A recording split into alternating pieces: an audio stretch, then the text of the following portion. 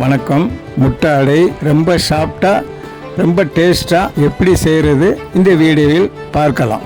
முட்டை அடை செய்வதற்கு தேவையான பொருட்கள்: 5 முட்டை, 2 வெங்காயம், 7 வத்தல், தேங்காய் 1/4 முறி, சீரகம் 1 டீஸ்பூன், உப்பு சிறிதளவு.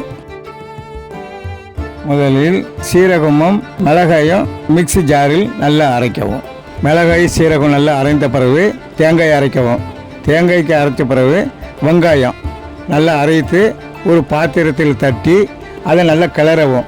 அதுக்கப்புறம் 5 முட்டையும் உடைச்சி ஊற்றி உப்பு சேர்த்து நல்லா கிளறி, அதுக்கப்புறம் தோசைக்கல் வச்சு நல்லா கொஞ்சம் எண்ணெயை ஊற்றி நல்லா காய விட்டு, அதுக்கப்புறம் அந்த மசாலாவை கொஞ்சம் கொஞ்சமாக போட்டு தோசை எடுக்கிற மாதிரி பரட்டி எடுக்கவும்.